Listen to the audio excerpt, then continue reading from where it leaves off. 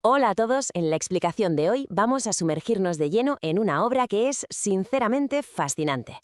Hablamos de El concepto Rosacruz del cosmos de Max Heindel. A ver, este texto esotérico intenta nada más y nada menos que decodificar los grandes misterios de nuestra existencia.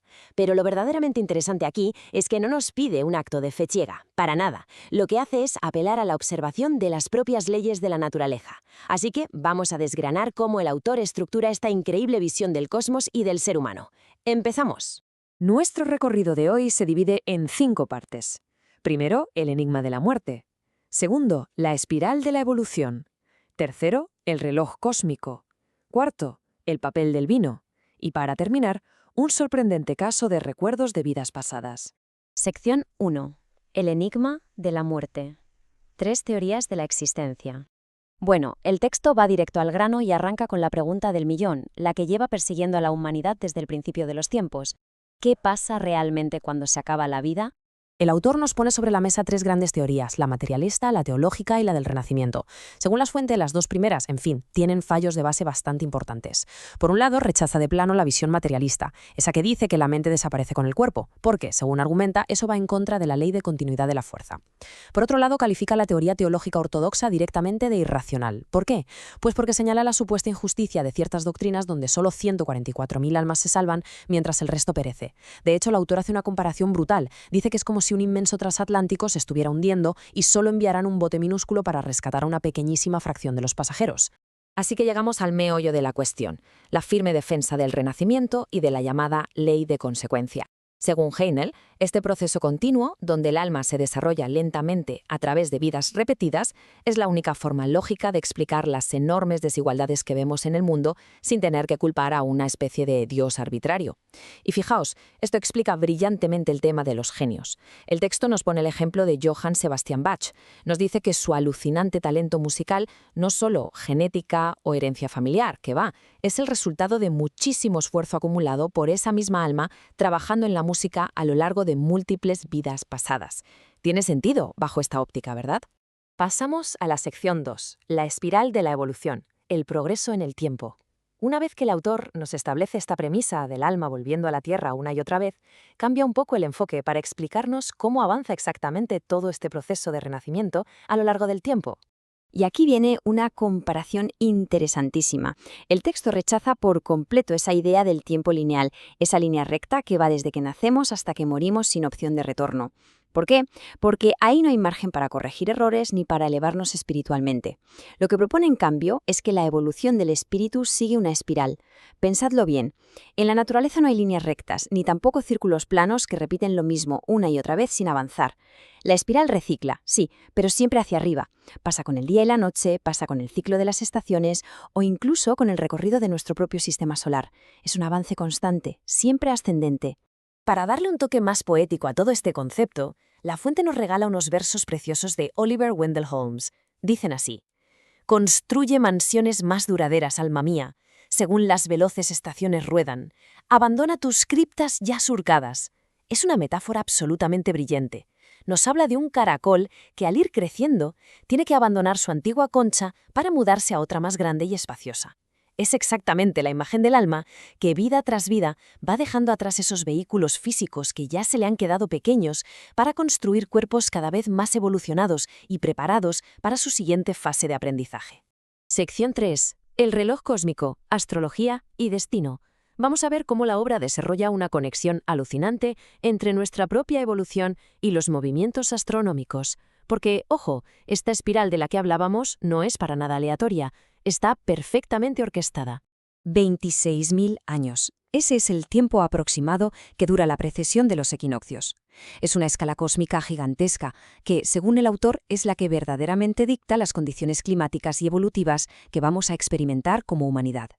Básicamente, se sostiene que mientras el Sol hace su gran recorrido por el zodiaco, unas entidades llamadas los señores del destino se encargan de programar las vidas y el entorno exacto en el que deben encarnar las personas. Todo para asegurar que asimilemos el aprendizaje óptimo en cada ciclo de la historia. Para el texto, la astrología no es un simple juego de azar, es una medida matemática y exacta de un destino que, francamente, es inevitable. Y para demostrarlo, nos relata una anécdota que pone los pelos de punta. Año 1906, California. Un astrólogo advierte a un hombre, al que llamaremos el señor L., de que iba a sufrir un accidente gravísimo el 28 de julio. A ver, el hombre estaba avisado y prometió no salir de casa, pero llegó el día y por una tremenda confusión con las fechas, acabó subiéndose a un tranvía rumbo a Sierra Madre. El resultado, el tranvía chocó brutalmente contra un tren y el señor L sufrió exactamente las mismas lesiones que el astrólogo había leído en su carta astral. Inevitable. Este caso tan impactante le sirve al autor para sentar una metáfora superpotente. El universo entero es un inmenso reloj del destino. Imaginaos un engranaje perfecto, donde el zodíaco es la esfera, el Sol y los planetas marcan los años y la Luna hace de minutero.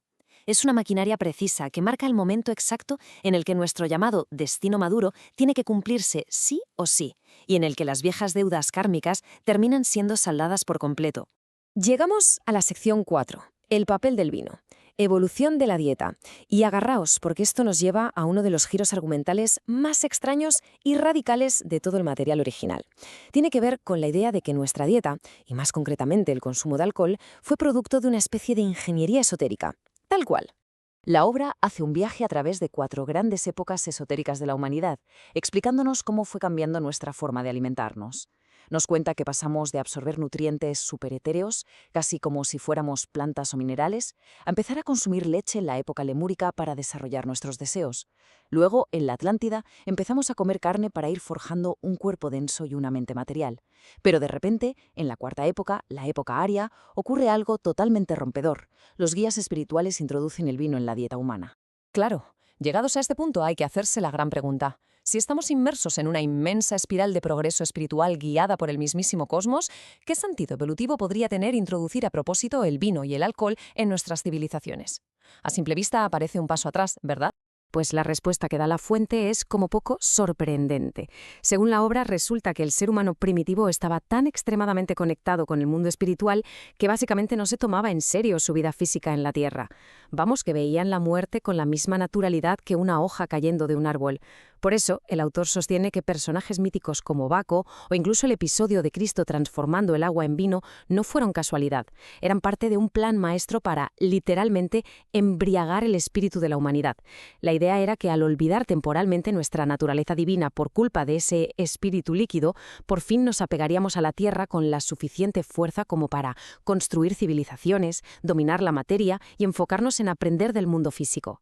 Una perspectiva fascinante, sin duda. Pasamos a la 5ª y última sección, un recuerdo de vidas pasadas, el caso Roberts. Es alucinante ver cómo en estas teorías se entrelaza lo sagrado con lo cotidiano. Pero para darle un peso mucho más terrenal a todas estas grandes ideas astronómicas, el autor nos baja de las estrellas con un caso práctico, una anécdota súper tangible sobre el gran misterio del Renacimiento. Y toda esta historia arranca con una sola palabra, pero una palabra estremecedora: papá. Imagina la escena, una calle cualquiera en Santa Bárbara, California. De pronto, una niña pequeña de apenas 3 añitos corre y se abraza desesperadamente a las piernas de un completo desconocido que pasaba por allí.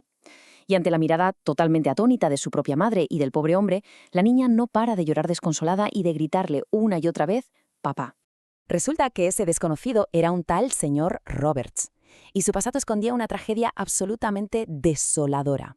Hace años, este hombre se había fugado de Londres a los recónditos bosques de Australia con su joven esposa. Estando allí, viviendo muy aislados, fue acusado falsamente de robo y las autoridades se lo llevaron a la fuerza, sin darle la oportunidad de despedirse de su mujer ni de su hijita de 2 años. Como vivían en una zona tan terriblemente remota, pasaron muchísimos meses hasta que una expedición logró llegar a la cabaña. Y lo que encontraron fue terrible: únicamente los restos mortales de la madre y de la pequeña. Bueno, pues al investigar el caso con mucha paciencia, esta niña de 3 años de California, que obviamente no tenía absolutamente nada que ver con el señor Roberts en esta vida, empezó a soltar una serie de detalles imposibles. Describió con una exactitud milimétrica aquella solitaria cabaña australiana. Habló del arroyo cercano, de una tabla de madera concreta que le tenían prohibido cruzar y de cómo su madre enfermó tras la desaparición de su padre. Incluso, cuando le mostraron un montón de fotos antiguas mezcladas, reconoció sin dudar al señor Roberts y a su difunta esposa. Pero el momento que pone verdaderamente la piel de gallina llegó al hablar del final, cuando la niña soltó esta frase: «Yo también morí, pero no morí, puesto que vine aquí». El texto nos explica que un investigador esotérico intervino en el caso, y para asegurarse de que no se trataba de una especie de obsesión o posesión espiritual, le hizo a la niña una prueba rudimentaria, analizando cómo reaccionaban sus pupilas a la luz. Al ver los resultados, concluyó de manera rotunda que no había ninguna influencia externa. Para la fuente, esto es una prueba irrefutable. Se trataba exactamente de la misma alma que se había reencarnado casi inmediatamente porque su vida anterior había sido trágicamente interrumpida durante la infancia. En fin, hemos hecho un viaje increíble, desde las inmensas estrellas del reloj cósmico y las rarezas en la dieta de las antiguas civilizaciones, hasta llegar a la inocente pero reveladora mirada de una niña recordando su trágica vida pasada.